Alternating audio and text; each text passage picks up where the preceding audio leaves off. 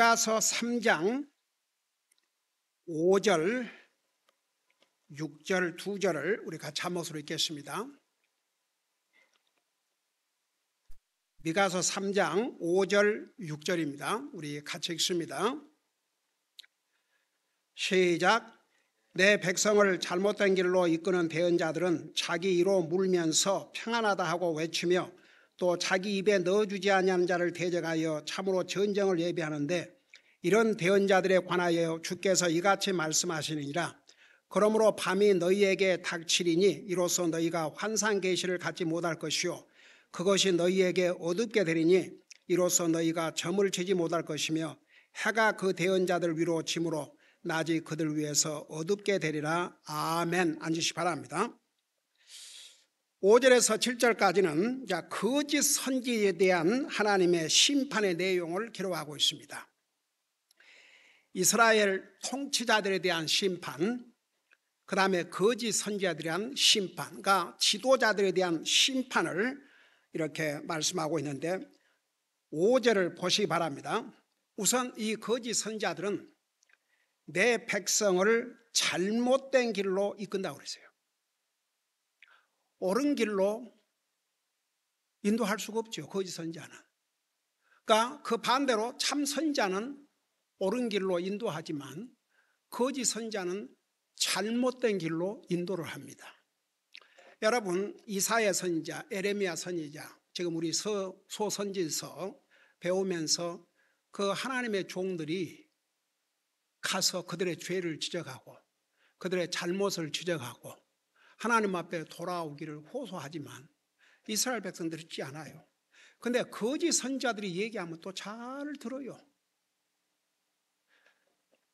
근데 보세요, 이 거짓 선지자들이 백성들을 잘못된 길로 인도하면서, 그러니까 하나님 말씀대로 인도하면 다른 길로 인도하는데 하나님 말씀으로 인도하지 않는 것이요.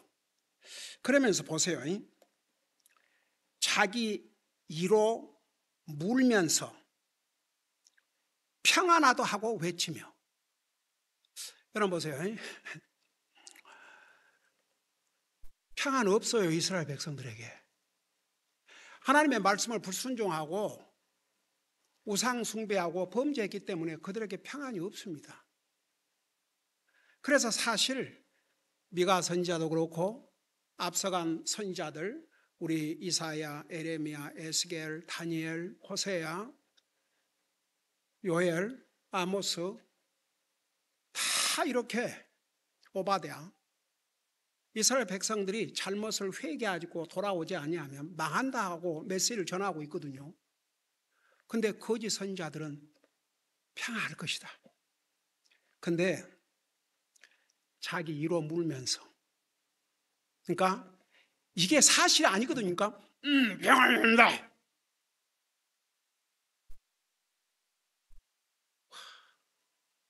평안 없어요.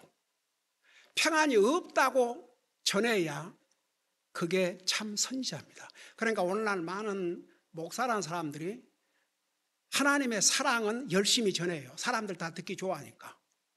근데 하나님의 심판에 대해서 안 전해요. 뭐 천국 얘기해요. 좋은데, 그러나 지옥은 이야기 안 해요. 죄에 대해서, 회개할 것에 대해서 전하지 않습니다. 그러니까 오늘날도 옛날나 지금이나 거짓 선자들은 항상 와 있었어요. 오늘날도 거짓 목사들 많아요. 거짓 목사들은 구원받지 못했어요.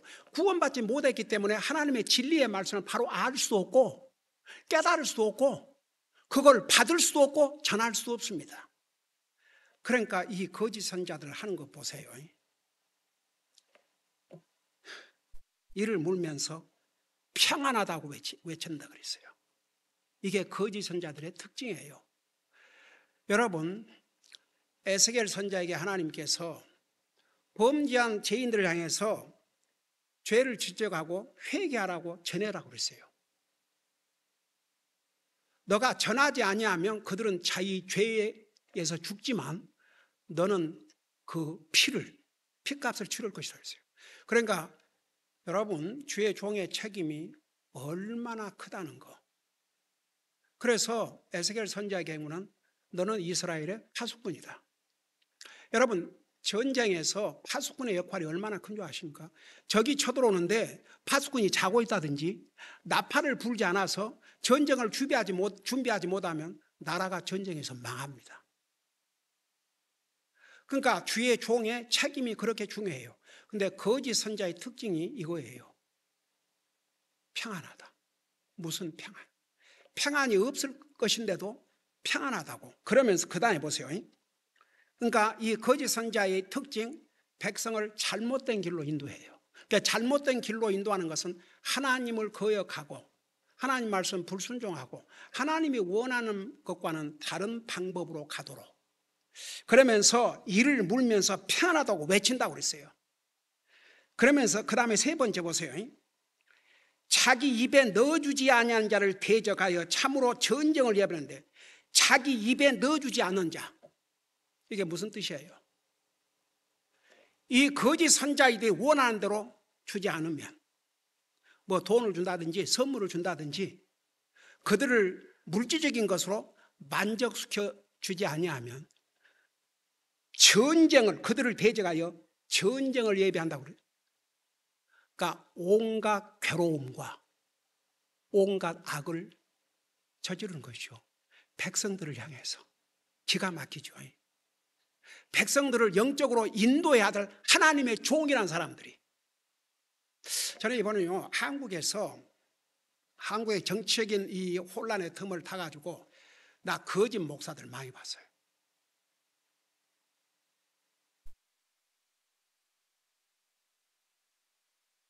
여러분, 주의 종은 끝까지 정책인 얘기할 수 있어요.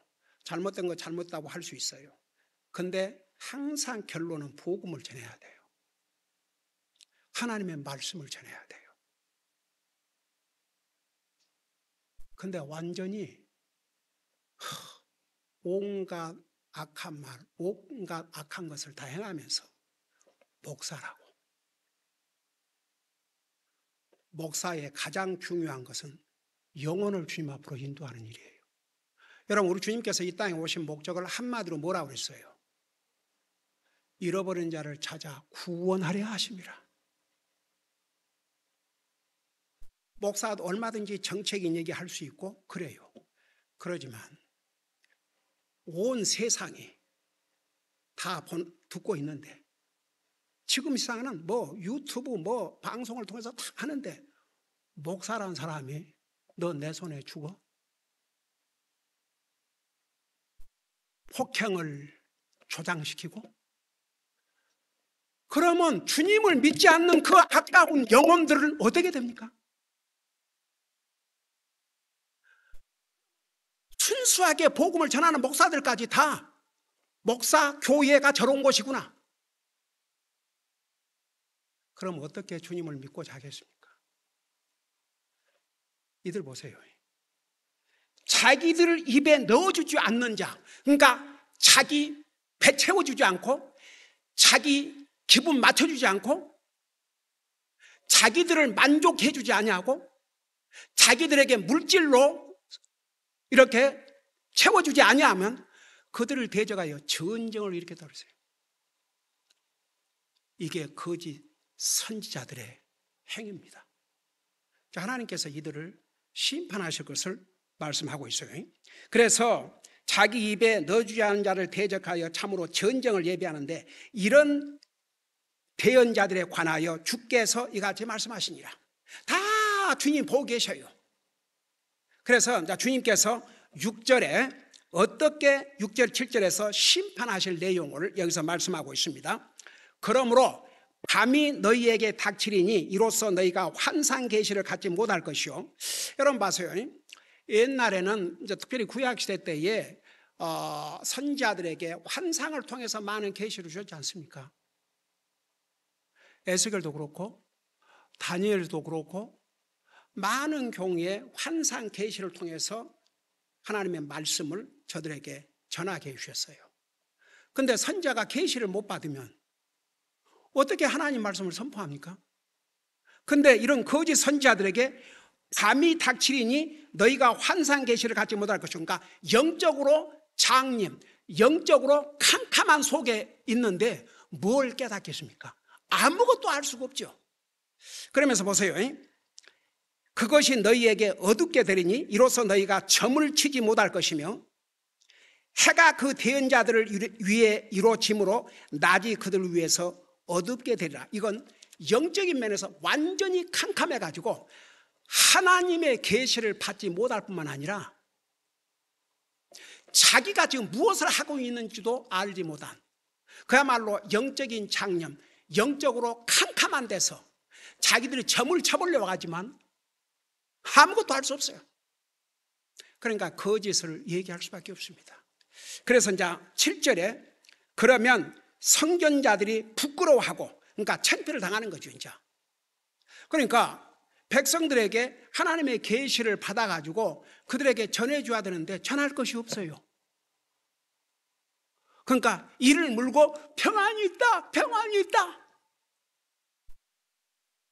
그리고 자기 입에 넣어주지 않는 자들을 대적하고 심지어 그들과 전쟁을, 그러니까 전쟁이다 말은 그들을 괴롭히고 그들을 모든 불이익을 다 당하도록 만들고 그야말로 공경에 처하도록 그런 악들을 행한다고 말입니다. 하나님의 종들이라는 사람이, 거짓 선지자가.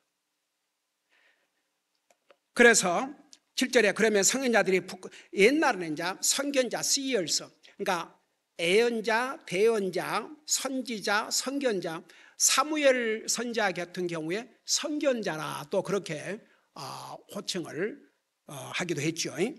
그러니까 다 이제 하나님의 소위 예언자들을 여기서 가리켰어요. 근데 이런 거짓 선지자들, 그 선지자들이 부끄러워하고 점쟁이들이 당황할 것이며 점을 쳐도 아무것도 할 수 없어요. 여러분 보세요. 사울이 점쟁이를 다 없앴지 않습니까? 점치면 안 되거든요. 근데 어디에 점쟁이 여자가 있다는 걸 알고 사울이 그 점쟁이를 찾아갔지 않습니까? 그래갖고 사무엘을 좀 만나고 싶다고. 근데 이 점쟁이 참 신기하죠. 사울 왕인 걸 알았어요. 혼비백산했죠. 왕이 점쟁이를 다 죽인 줄 아는데 이제 나는 꼼짝없이 죽었구나. 그러니까 자기를 죽이려고 그렇게 변장으로 온 줄 알고, 그러니까 아니라고 하면서 사무엘을 불러 올라오게 했잖아요. 여러분, 점쟁이가 누구의 힘을 빌어서 점을 쳐요? 사탄의 힘을 빌어서 점을 쳐요. 점쟁이 잘 알아맞혀요. 근데 그 진짜거든요. 속임수예요. 근데 보세요. 그래도 점쟁이가 귀신의 힘을 빌어서 그럴듯하게 맞히지 않아요. 근데 그것까지도 하나님께서 이제 막아요. 온갖 창피를 다 당하도록. 그들이 원래는 하나님의 선자라 그러면서 이 짓거리를 하는 거죠. 그래서 여기 보세요. 점쟁이가 당할 것이며 참으로 그들이 다 자기 입술을 가리리니 이는 하나님의 응답이 없기 때문이라. 아무것도 할 수가 없어요. 야, 거짓 선자들이 거짓말로 하고 다녔지만 하나님이 그들에게 심판을 내리고 있기 때문에 그나마도 거짓도 할 수가 없어요. 온갖 부끄러움을 당하고 결국은 이제 이런 기가 막힌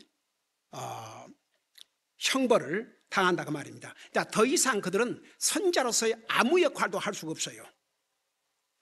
그래서 부끄러워할 것이고 당황할 것이고 입술을 가린다. 아무 말도 할 수 없게 되고 결국 어떻게 됐습니까? 이들은 여러분 항상 전쟁이 일어나면 누구부터 가 죽여요?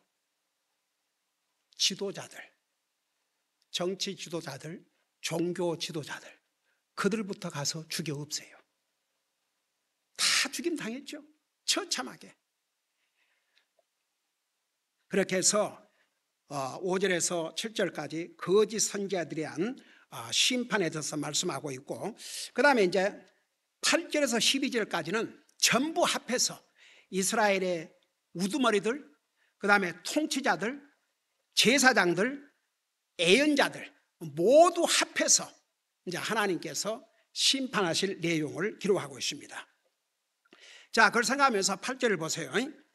그러나 진실로 나는 주의 영으로 말미암아 권능과 판단의 공의와 능력으로 충만하여 야곱에게 그의 범법을, 이스라엘에게 그의 죄를 밝히 알리라. 자, 여기에 이 미가는 얼마나 다릅니까? 거짓 선지자들과는 완전히 다르죠. 진실로 나는 주의 영으로 말미암아. 여러분 보세요. 구약 시대 때나 신약 시대 때나 성령님께서 항상 일하셨습니다. 근데 이제 구약 시대 때는 성령님께서 필요할 때 도와주셨어요. 신약 시대 때는 예수님을 믿고 구원받으면 성령님께서 오셨다 가셨다 그런 게 아니고 우리 속에 와서 사셔요. 그래서 에베소 4장 30절에 보면 성령님께서 우리에게 딱 일을 주셨다고 그랬어요. 그래서 언제 이 땅에서 성령님이 사라지시냐? 휴거. 그리스도인들이 휴거되면 이 땅에 더 이상 성령님이 안 계셔요. 그래서 7년 대환란 때 구원받는 게 그렇게 힘들고 어렵습니다. 지금은 그래도 성령님께서 이렇게 월킹 하셨기 때문에 복음을 전해주면 성령님께서 감동을 하시고 그래서 영혼들이 구원받고 하지만 성령님이 떠나시면 세상은 완전히, 그래서 그야말로 7년 대환란. 그러니까 보세요. 대환란이 적그리스도의 핍박도 환란이지만 지금은 그래도 성령님이 악의 세력을 이렇게 홀드하고 있다고 그랬어요.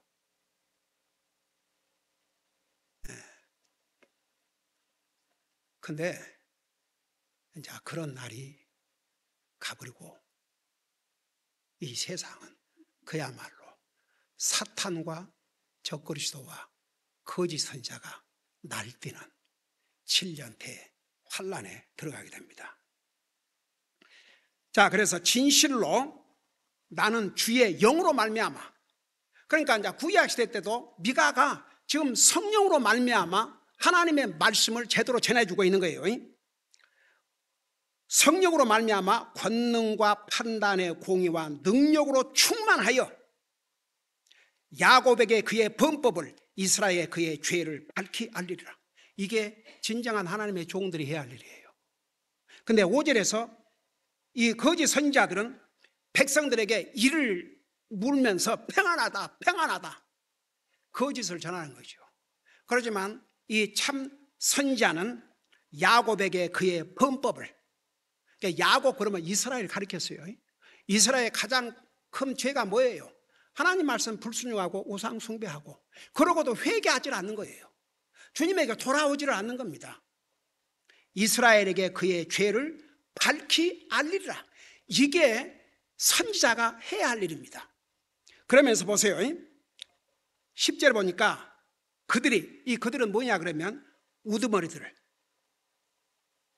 9절에 야곱 집의 우두머리들과 이스라엘 집의 통치자들 곧 판단의 공의를 혐오하며 모든 공평을 굽게 하는 자들아 원하건대 너희는 이 말을 들으라. 그러니까 지금 야곱의 우두머리들, 정치 지도자들이에요. 통치자들, 이스라엘 집의 통치자들, 그 다음에 곧 판단의 공의를 혐오하며 모든 공평을 굽게 하는 자들. 이건 누구 같아요? 여러분, 재판, 판사, 재판관, 그리고 동시에 선자도 대언자들도 이런 일을 했어요. 그러니까 지금 여기는 백성의 지도자들, 그러니까 사회적인 지도자가 됐든지 이스라엘은 장로라고 그러죠. 장로, 어른들, 리더들, 그 다음에 통치자들, 그 다음에 재판관들, 그 다음에 대언자들, 이들에 대한 심판이 어떤 심판이 올 것인가, 이것을 지금 9절에서 그 마지막 절까지 또 전하고 있어요. 그러니까 보세요. 이제 이런 우두머리들, 그 다음에 통치자들, 판단의 공의를 혐오하며 모든 공평을 굽게 하는 재판관들, 너희는 이 말을 들으라. 그러면서 10절에 보니까 이런 지도자들이 시온을 피로 예루살렘을 불법으로 건축한도다. 여러분, 시온은 장차 우리 주님께서 이 땅에 오셔서 왕으로 오셔서 세상을 다스릴 장소고, 쉽게 말하면 하나님 왕국을 세우시는데 중심지예요. 그러니까 시온과 예루살렘은 같은 장소입니다. 같은 의미예요. 그러니까 시온, 예루살렘 그러면 그걸 강조하는 거예요. 시온이 예루살렘이고 예루살렘이 시온이에요. 그런데 이런 정말 특별한 이 도시를 공의와 정의로 공평하게 세워야 되는데, 이 지도자들이라는 사람들이 전부 부패하고 타락해가지고 뇌물 받고 재판하고 뇌물 받고 거짓 대언하고, 그야말로, 그리고 그들이 가진 힘을 가지고 약자를 괴롭히고 죽이고 피를 흘려서 시온을 예루살렘을 세웠다 이거예요. 하나님께 다 보고 계셔요. 그러니까 이스라엘, 유다 심판 받았어야 됐어요. 그러니까 보세요. 우리가 지금 그 소선지서 호세아부터 시작해가지고 이스라엘 범한 죄, 유다가 범한 죄들을 이렇게 절절히 배우고 있지 않습니까? 장장절절히. 그러니까 시온을 피로 예루살렘을 불법으로 건축했다. 그러니까 공의와 의로운 방법이 아니었고 불의한 방법으로 권력자들이 약자를 착취하고 죽이고, 그래서 자기들은 잘 먹고 살고, 자기들은, 여러분 예루살렘 그러면 아주 안전한 도시죠. 성을 굳건히 세워가지고 적이 쳐들어와도, 그러니까 처음에 아수르가 예루살렘을 쳐들어왔다가 실패했지 않습니까? 얼마나 방백을 잘 해놨는지. 그들은 그런 데서 살면서, 그래갖고 아시리아 군대들이 쳐들어갔고, 이들은 이들대로 약탈을 하고, 같은 이스라엘 민족이 힘 있는 자들이 가난한 자 약자를 약탈하고, 심판을 받을 수밖에 없었던 짓들을 하고 있었어요. 솔직히 진짜 소세드죠. 그래도 하나님께서 이스라엘 백성들에게 이걸 알려주지 않습니까? 지금이라도 회개하고 돌아오라고. 그러면서 11절 보세요. 이제 구체적으로 어떻게 그들이 피로 시온을 세우고 불법으로 건축했는지 11절을 봐요. 그곳에 우두머리는 대가를 위해 재판하며. 그러니까 아니, 재판을 하는 사람은 공정하게 부자라고 봐주고 가난한 자라고 그냥 덮어 씌우고, 심지어는 가난한 자라고 봐주고 부자라고 해서 아닌데 그거 못하게 했거든요. 부자고 가난하고 그거 상관하지 말고 공평한 재판. 우리 이사야 53장에 보면 우리 예수님은 공평한 재판도 받지 못했다고 그랬어요.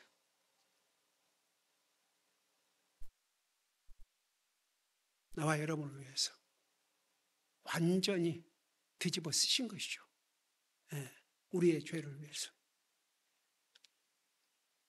그러면서 보세요. 우두머리들은 대가를 위해 재판하며 그곳의 제사장들은 품삯을 위해 가르치고.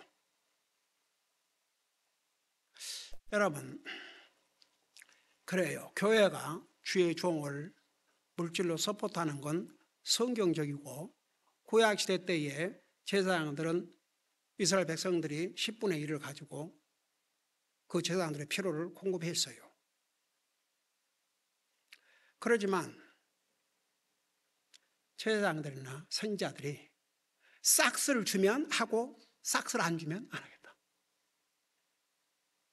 사도 바울은 그 초창기에 세상의 그 귀한 종을, 그러니까 초대교회 성도들은 이제 막 크리스찬 돼가지고 잘 모르니까 제대로 가르침도 받지 못하고 성경이 그런다고 해서 지금 우리처럼 갖고 있는 것도 아니고, 그러니까 뭘 어떻게 해야 되는지도 모르고, 그러니까 사도 바울이 그 선교 사역을 했는데 그래도 그 빌립보 교회가 서포트를 했어요. 고린도 교회는 그런 거 할 줄도 몰랐어요. 그러니까 사도 바울이 자기도 육신을 가지고 있으니까 먹어야 되니까 텐트 일을 하면서 자급자족을 했잖아요. 근데 이제 나중에는 교회들이 더 많은 교회들이 서포트해서 더 이상 지금 사도 바울이 그 아까운 시간을 텐트 만들고 있을 시간이 어디가 있습니까?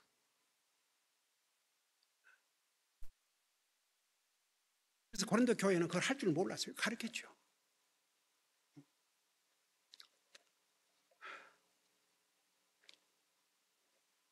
여러분, 얼마나 사도 바울이 초창기에 어렵고 힘들었으면 쉽게 말하면 내가 죽을지언정. 그러니까 고린도 교회가 참 말씀이 많았어요. 문제는 많으면서 주의 종을 제대로 서포트 하지는 않았던 것 같아요.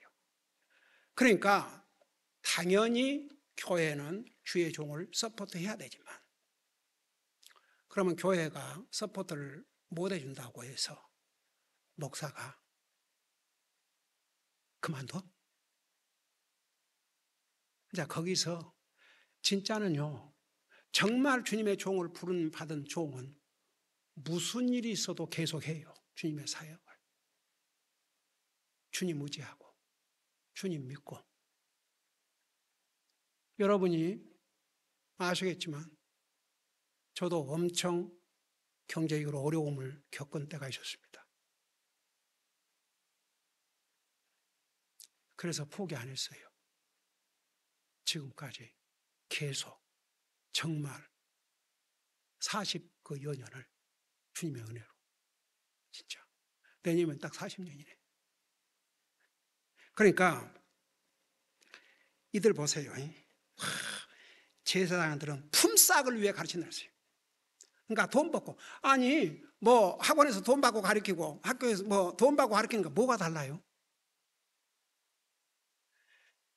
제사장이 신실하게 하나님 말씀 전하면 하나님께서 그의 필요를 공급해 주셔요. 무슨 방법으로든지. 그러니 참 기가 막히지 않습니까? 우두머리들은 대가를 위해 재판하고 제사장들은 품삯을 위해 가르치고 그곳의 대언자들은 돈을 위해 점을 쳤다고 그랬어요. 돈을 위해서. 기가 막히죠. 이들은 하나님에 대한 두려움도 없고 그냥 막 간 거죠. 이 정도 부패하고 타락했습니다. 오늘날 모습 같아요, 진짜. 오늘날 얼마나 많은 교회가 특별히 지도자들이 돈.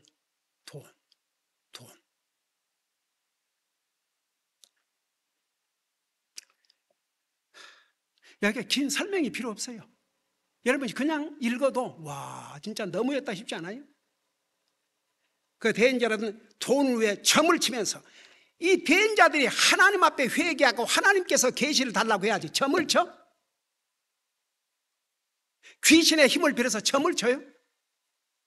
그러니까 이미 막 간 거죠. 돈을 위해 점을 치면서도 그들은 여전히 주를 의지하여 말하기를 그러면서도 겉으로는 주님 믿는 채 주님의 종인 채 다 하는 거예요. 기가 막히죠.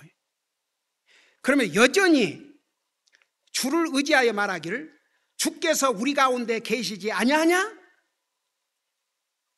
어떤 해악도 우리에게 닥칠 수 없느니라. 뭐라는 줄 아세요? 이런 악을 행하고도 주님이 우리와 함께 하시는데 어떻게 우리에게 이런 해롭고 악한 일이 일어나겠느냐? 그러니까 앞서 5절에서 평안이 있을 것이다. 평안이 있을 것이다. 이를 악물고. 그래도 그들 양심에 거짓을 말한다는 게 좀 힘들었던지 이를 악물고 외쳤다고 그랬어요. 5절에 보면. 그러면서 이런 악을 행하고도 뭐라 그러십니까? 주께서 우리 가운데 계시지 아니하냐? 어떤 해악도 우리에게 닥칠 수 없느니라 하는도다. 그러니까 어느 한 부분에서도 그들이 잘못을 뉘우치고 돌이킬 그런 기미가 안 보여요. 이제 12절을 보세요. 거기에 대한 심판이 어떻게 내려지는가? 그러므로 너희로 인해 시온은 바깥이 쟁기로 갈리고, 나중에 바벨론이 쳐들어와서 어떻게 했어요? 예루살렘을 불지르고 완전히 폐허가 되게 만들었잖아요. 여러분, 느헤미야에 보면 느헤미야 1장 보세요.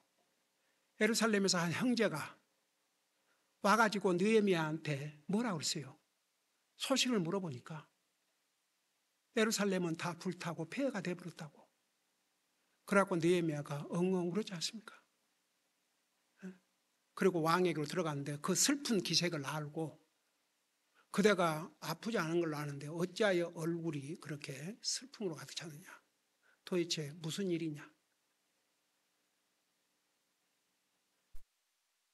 그러니까 여기 그 말이에요. 시온은 바깥이 쟁기로 가려고. 여러분, 그 밭에 씨를 뿌리기 위해서 쟁기로 갈면 그 땅을 다 파헤치죠. 그러니까 예루살렘 도시가 그와 같이 된다고 말입니다. 완전히 폐허, 다 갈아 제쳐버린 것 같이. 예루살렘은 폐허 더미가 되며, 그러니까 여기에 시온, 예루살렘 다 같은 지역이에요. 예루살렘은 폐허 더미가 되며 그 집에 사는 숲의 높은 곳을 같이 되리라. 자, 그 말이 무엇이냐? 여러분,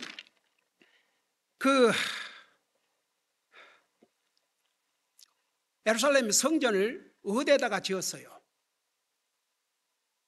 시온산 높은 산에다가. 여러분, 사실 하나님께서 솔로몬을 통해서 세우신 그 성전, 바로 그로부터 1000년 전에 이삭이 하나님 앞에 제물로 바쳐준 것이고, 그곳에 하나님의 성전이 세워졌고, 나중에 그곳에서 우리 주님이 나와 여러분을 구원하시기 위해서 자기 생명을 주신 곳이기도 합니다. 정말 뜻깊은 곳이요. 근데 여기에 보세요. 그 집에 사는 숲의 높은 곳을 가시다니까 그게 뭔지 아세요? 그럼 아름다운 그 산이 완전히 잡초가 무성한 광야, 그런 상태로 바꾸어져 버리는 모습을 여기서 이렇게 표현하고 있는 거예요. 그 집에 사는 숲의 높은 곳들 같이 되리라. 여러분, 이제 산의 높은 곳에는 뭐가 있어요? 산의 높은 곳에는 잡초, 짐승들, 그런 것들이 많죠. 그러니까 그렇게 완전히 볼품없는 폐허가 된다. 그럼 보세요. 예루살렘 시온이 이렇게 폐허가 되면 거기서 큰 소리 치고 땅탕 치고 권세를 누렸던 이스라엘 지도자들, 통치자들, 제사장들, 거의 선자들이 거기서 살아남겠습니까? 다 망하죠. 그래서 결국 이 말씀대로 미가가 성령의 감동으로 이렇게 말씀해 주신 대로 결국 유다와 이스라엘은 처참하게 망했습니다. 기도하십시다. 우리 아버지 하나님, 하나님의 말씀은 분명하고 정확하고 영원하신 말씀인데 이 하나님의 말씀대로 모든 것이 이루어졌습니다. 우리는 이스라엘 백성들이 참 선지자, 참 하나님의 종의 말은 듣지 않고 거짓 선자들의 말을 듣다가 결국은 어떻게 자신도 망하고 자신도 망하고 나라가 망했는지를 이렇게 생생하게 기록해 주셨고 역사적으로 다 이루어졌습니다. 우리는 이 이스라엘 백성들의 모습을 배울 때마다 항상 교훈을 삼게 하시고 하나님의 말씀에 불순종하면 그 결과는 결코 복이 될 수 없다는 것을 깨닫고 항상 하나님의 말씀에 더욱 순종하고 살자는 그런 마음의 결심과 각오가 있을 때 이 말씀을 통해서 우리에게 주신 하나님의 뜻을 우리가 이루어들 줄로 믿습니다. 계속 주님을 사랑하고 주님의 말씀 순종하고자 하는 그런 마음을 갖게 하여 주시옵소서. 감사합니다. 사랑합니다. 예수님 이름으로 감사 기도드리옵나이다. 아멘.